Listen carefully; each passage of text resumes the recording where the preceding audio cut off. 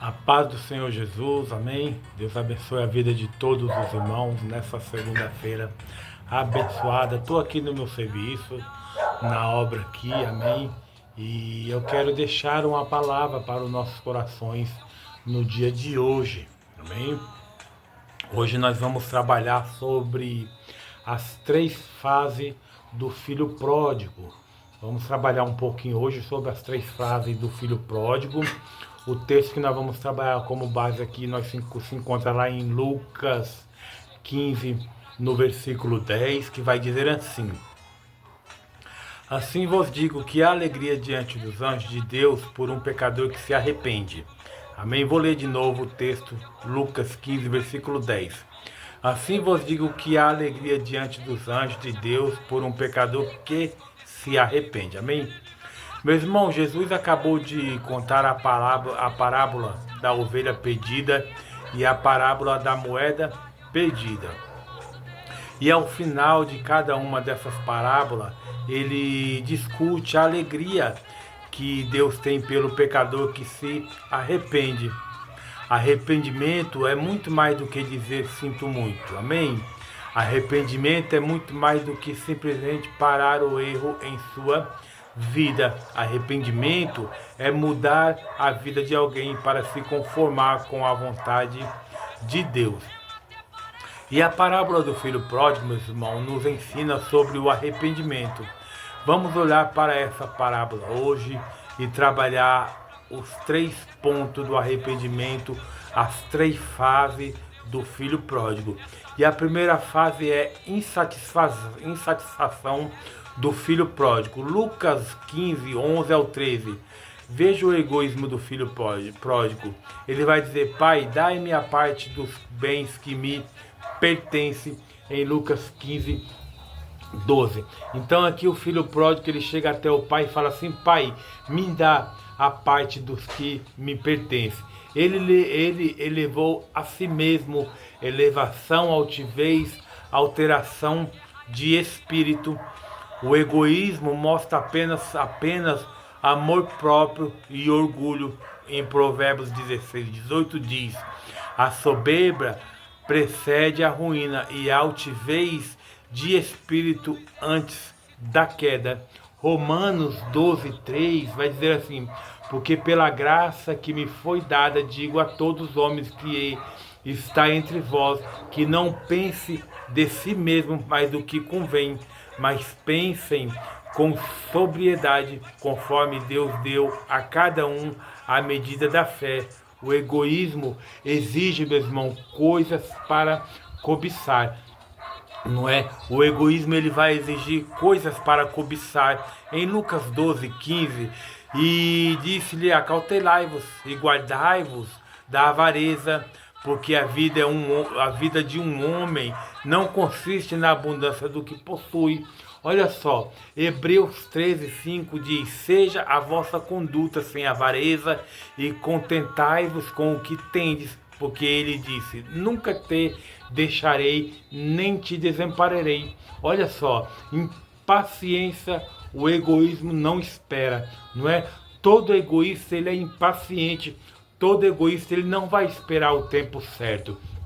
Não é? Olha só o que a palavra diz em Lucas 21, 19.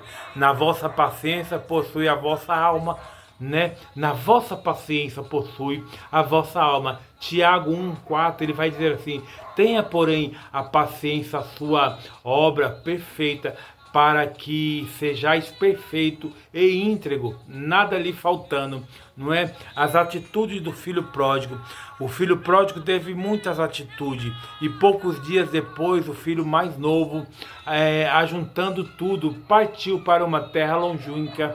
Olha só, Lucas 15, versículo 13, parte A. O filho pródigo, ele juntou tudo, ele pegou o que era seu e tentou ir sozinho, sem o seu pai. Ele juntou tudo o que ele tinha e ele tentou caminhar sozinho sem o seu pai. Isaías 64, 6 diz: mas todos nós somos como um imundo, e todas as nossas justiças como trapo da imundícia, e todos nós marchamos como murchamos como uma folha, e as nossas iniquidades como o vento nos arrebatam. Filipenses 3, 9 vai dizer assim: e ser achado nele, não tendo a minha justiça, que vem da lei, mas a que vem pela fé em Cristo, a justiça que vem de Deus pela fé. Amém? Ele partiu para uma terra longínqua. Ele teve que deixar o que tinha com seu pai para fazer essa jornada, não é? O filho pródigo teve que deixar a casa do pai. Ele partiu para uma terra distante, para longe do pai. Ele teve que deixar o que tinha com seu pai para fazer essa jornada. Aqueles que decidem pecar separaram-se de Deus, como diz Isaías 59, versículo 2. O pecado do homem é que faz separação com Deus. O Salmo 73, 27 diz: pois eis que os que estão longe de ti perecerão, tu destruíste todos os que se prostituíram de ti. O filho pródigo, ele chegou a um lugar sem de seu próprio desejo, não é? Então o filho pródigo, ele partiu para uma terra distante e ele chegou ao lugar do seu próprio desejo, sem o desejo do papai, não é? Ele largou a casa do pai, ele foi para uma terra distante e ele chegou no lugar do seu próprio desejo. O Salmos 10, 4 diz: o ímpio pela soberba do seu rosto não buscará a Deus, Deus não está em todos os seus pensamentos. Este não era o lugar do desejo de seu pai, não é?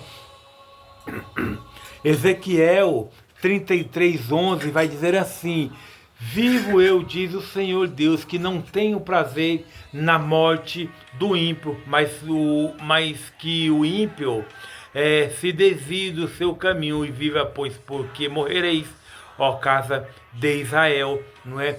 Deus, ele não tem, não é? Ele não tem prazer na morte do ímpio, mas toda vez que nós se afastamos do Senhor por causa do nosso pecado, nós morremos para o Senhor, não é? A satisfação do filho pródigo, e ali desperdiçou os seus bens, vivendo dissolutamente. Lucas 15, 13, perdeu todos os seus bens, não é? Desperdiçou tudo aquilo que o pai tinha dado a ele, né? Vivendo dissolutamente, vivendo de qualquer maneira, gastando por conta própria, não é? Ele se entregou para a sua própria satisfação, a satisfação da alma. Lucas 18, 14, e a que caiu entre espinhos são os que, ouvindo, saem e são sufocados pelos cuidados, riquezas e deleites desta vida e não dão fruto com perfeição. 1 Timóteo 6, 9. Mas os que querem ser ricos caem em tentação e em laço e em muitas concupiscências loucas e nocivas que afogam os homens na ruína, à perdição. A satisfação do prazer próprio. Em 2 Tessalonicenses 2,12 vai dizer assim: para que sejam condenados todos os que não creram na verdade, mas tiveram prazer na injustiça. Meus irmãos, as denúncias, os ricos, Tiago diz: vós tendes vivido delicadamente sobre a terra e vos agradado nos tristes vossos corações em um dia de matança, satisfação dos amigos fingido, não é? Aqueles amigos do filho pródigo fingindo que gostava dele, não é? Então ele teve a satisfação dos amigos fingindo, né? Quantos de nós temos amigos que fingem gostar de nós, bate nas nossas costas, mas quando acabam nossos bens, eles são o primeiro a ir embora. Olha só o que diz Provérbios 1, do 10 ao 16. Filho meu, se os pecadores te seduzirem, não consista se eles disserem: venha conosco. Ponhamos ciladas para o sangue, espreitemos secretamente os inocentes sem causa, tragolamos vivos como a sepultura, e íntegros como os que descem a cova.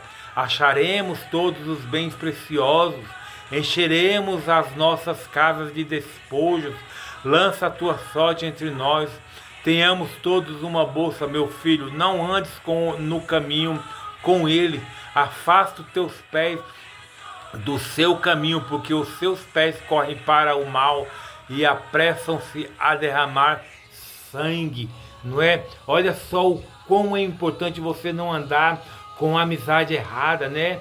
Amém?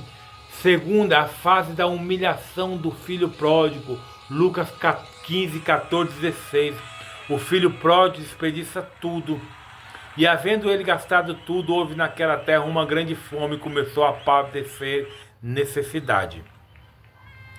O filho pródigo, meu irmão, ele desceu à pobreza espiritual por esbanjar seus bens. Em Provérbios 21, 17 vai dizer: aquele que ama seus prazeres será um homem pobre. Em 1 Timóteo 6,10 vai dizer: porque o amor ao dinheiro é a raiz de todos os males, os quais, enquanto alguns cobiçaram, desviaram-se da fé e a si mesmos se atormentaram com muitas dores. Salmo 106,15 vai dizer: e atendeu-lhe o pedido, mas enviou magreza à sua alma. O filho pródigo, meu irmão, se torna escravo. Ele foi e chegou-se a um dos cidadãos daquela terra, o qual o mandou para os seus campos a apacentar porcos. Em Lucas 15,15. Vejamos a descida do filho pródigo, não é? A escravidão. Quando descemos às profundezas do pecado, nós nos tornamos escravos do pecado também, não é? O filho pródigo, ele se tornou escravo, ele desceu nas profundezas do pecado e ele se tornou o escravo do diabo, o escravo do pecado. Assim é com a minha vida e com a sua. Quando nós descemos ao fundo, nós se tornamos escravos. João 8,34 vai dizer assim: respondeu-lhe Jesus, em verdade vos digo que todo aquele que comete pecado é servo do pecado.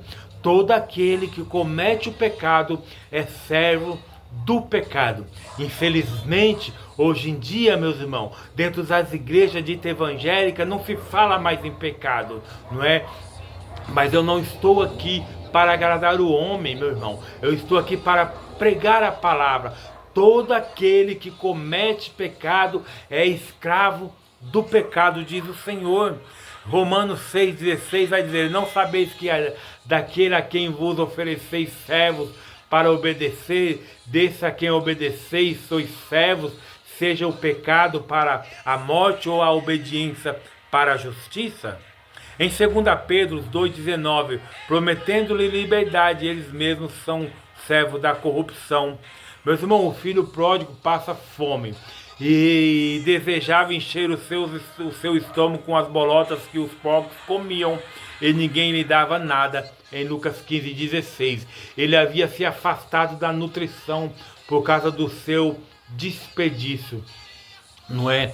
Ele desejava comer a comida dos porcos, mas ninguém o dava, não é? Salmo 73, 18, 19, certamente tu os pusestes em lugares escorregadios, tu os lançaste na perdição, como eles são levados à desolação, como em um momento eles são totalmente consumidos por terrores.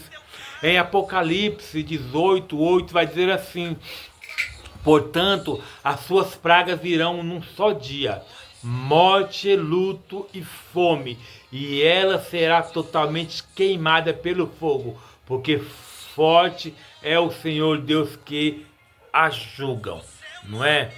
Ele se afastou da vida verdadeira por meio de seu serviço ao pecado. Romanos 6, 20, 21. Pois quando vós eram servos do pecado, vocês estavam livres da justiça. Que fruto vocês tiveram naquelas coisas das quais vocês agora estão envergonhados? Pois o fim dessas coisas é a morte. Romanos 6, 23. O salário do pecado é a morte. Tiago 1, 14, 15. Mas todo homem é tentado quando é atraído pela sua própria concupiscência e seduzido. Então, quando a concupiscência concede, dá à luz o pecado, e o pecado, uma vez consumado, dá à luz a morte, não é? O salário do pecado é a morte. Nenhum outro homem lhe deu o que ele realmente mais precisava, porque nenhum poderia o dar a ele. Ele pensou isso de si mesmo, não é? O salário do pecado, meu irmão, é a morte. Jeremias 2,13, porque o meu povo cometeu dois males: me abandonaram a fonte de águas vivas e cavaram para si cisternas rotas que não retém água. Olha só, ele havia se separado do seu próprio pai. Jonas 2,8, aqueles que observam vaidades mentirosa abandonam sua própria misericórdia, não é? Então ele se afastou, né, da água viva, não é? Ele se afastou do Pai e foi cavar cisterna rotas, cisterna que não dá água, cisterna que não tem fonte, não é? E assim é conosco também, meus irmãos. Toda vez que nós pecamos, nós nos afastamos do Senhor, nós deixamos de beber a água da fonte. O salário do pecado é a morte. Terceiro ponto, a fase do arrependimento do filho pródigo. Em Lucas 15, 17, 32. O filho pródigo caiu em si e, tornando em si, disse: quantos jornaleiros de meu pai têm abundância de pão e eu aqui pereço de fome? Levantar-me-ei e irei ter com meu pai e direi-lhe: ei, pai, pequei contra o céu e perante ti já não sou digno de ser chamado teu filho. Faze-me como um dos teus jornaleiros. Ele venceu seu egoísmo e orgulho. O filho pródigo não aguentou mais viver no pecado. E ele lembrou da casa do pai. E ele falou: pai, eu pequei contra ti. Não sou mais digno de ser chamado seu filho, não é? Ele venceu o seu egoísmo. O filho pródigo venceu o seu orgulho. Ele voltou a si, ele viveu a luz. Ele viu a luz. João 9,39 diz: e disse Jesus: venha a este mundo para julgamento, a fim de que os que não veem vejam, e para os que veem fiquem cegos. João 8,12. Então Jesus lhe falou novamente, dizendo: eu sou a luz do mundo, quem me segue não andará em trevas, mas terá a luz da vida.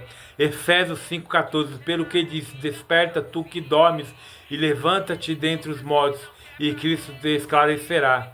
Entristecido e arrependido, e levantando-se foi para seu pai, e quando ainda estava longe, viu seu pai e se moveu de íntima compaixão, e correndo, lançou-lhe ao pescoço e o beijou. E o filho pródigo lhe disse: pai, pequei contra o céu e perante ti, e já não sou digno de ser chamado o teu filho. Primeiramente ele teve uma atitude de mudança. Logo depois, ele deixou o chiqueiro em que estava e voltou para um lugar onde estaria bem com seu pai. Atitude de mudança. Reconheceu que estava no pecado, levantou, tomou uma atitude de mudança e logo depois ele deixou o chiqueiro em que estava e voltou para o lugar onde estaria com seu pai. Ele arrependeu-se de verdade e se entristecendo. O filho pródigo, ele se arrependeu de verdade e voltou para a casa do pai. E aqui eles nos deixam uma lição. Toda vez que nós nos arrependemos e voltamos para a casa do nosso pai, ele vai nos dar uma festa. Em 2 Coríntios 7, 9, 10 vai dizer assim: agora me alegro, não porque foste contristado, mas porque vos entristeci para arrependimento, pois a tristeza, segundo Deus, opera arrependimento, para a salvação do qual não há arrependimento, mas a tristeza do mundo opera a morte. Ele procurou o caminho para sair da situação em que estava, para entrar na estrada para a sua verdadeira casa e para voltar a um relacionamento correto com seu pai. Ele se arrependeu, ele voltou para o caminho, ele voltou para a estrada, e para entrar na estrada para a sua verdadeira casa, e para voltar a um relacionamento com o seu Pai. Tal é o caso de todos os que verdadeiramente se arrependem. Atos 26, 20. Paulo diz que ele anunciou primeiro aos de Damasco e em Jerusalém e em todas as fronteiras da Judéia, e depois aos gentios que se arrependeram e se convertessem a Deus e fizessem obras dignas de arrependimento. Atos 3:9. Os apóstolos pregaram: arrependei-vos, pois e convertei-vos para que sejam apagados os vossos pecados quando vieram os tempos de refrigério da presença do Senhor. Foi salvo, mas o pai disse ao seu servo: trazei depressa a melhor roupa e vestilho, e pondo-lhe um anel na mão e alparcas no pés, e trazei o bezerro cevado, e matai-o e comamos, e alegramos, porque este meu filho estava morto e reviveu, tinha se perdido e foi achado. E começaram a alegrar-se. Lucas 15, 22 ao 24. Ele abandonou seu pecado e foi trazido de volta para a casa do Pai. Ele foi vestido com roupas finas e trazido de volta para desfrutar todas as bênçãos da casa paterna. Nós hoje, meus irmãos, quando chegamos com fé, nós podemos ser revestidos de Cristo. Isaías 61:10 afirma: alegrar-me-ei muito no Senhor, a minha alma se alegrará no meu Deus, porque ele me vestiu com as vestes da salvação, ele me abriu com o manto da justiça, como um noivo que se enfeita com ornamentos e como uma noiva que se enfeita com suas joias. Romanos 13:14. Mas revesti-vos do Senhor Jesus Cristo, e não tenhais cuidado da carne, para satisfazer as suas concupiscências. Apocalipse 7:14 diz: e eu lhe disse: Senhor, tu o sabes. E ele me disse: estes são os que vieram da grande tribulação, lavaram as suas vestes e os branquearam no sangue do Cordeiro. Amém? Meus irmãos, aprendemos nesse sermão sobre o filho pródigo a fase da insatisfação, a fase da humilhação dele e a fase do arrependimento. Amém? Nós aprendemos a fase da insatisfação dele, a fase da humilhação dele e a fase do arrependimento. Amém? Deus abençoe a tua vida. Espero que essa mensagem possa alcançar o seu coração. Compartilhe esse vídeo para que mais pessoas possam ser alcançadas. Eu acredito que no meio aí da sua rede social tem um filho pródigo precisando ouvir essa mensagem para voltar para a casa do Pai. E se você mesmo que vai ouvir esse vídeo é um filho pródigo, volte para a casa do Pai. O Pai está te esperando. Volte para o caminho. O Senhor quer te lavar e te colocar umas vestes novas. Ele quer colocar um anel no seu dedo e quer te trazer de volta. Amém? Poderoso Deus e eterno Pai. Senhor, meu Deus, eu não sei qual a pessoa que vai ouvir essa mensagem. Meu Deus, mas o Senhor conhece o coração de cada um que vai ouvir essa mensagem.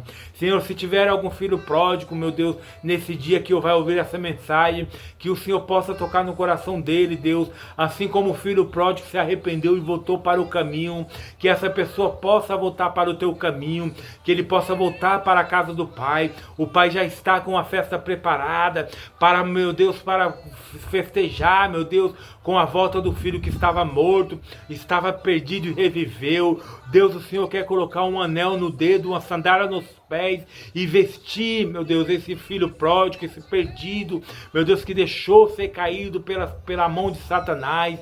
Meu Deus, em nome do teu filho Jesus, vai de encontro ao filho pródigo através dessa mensagem que possa ser tocada no coração de cada um, em nome do Pai, do Filho e do Espírito Santo. Amém, amém. Amém, meu irmão. Deus abençoe a tua vida. Volte para a casa do Pai, filho pródigo. Se arrependa do seu pecado.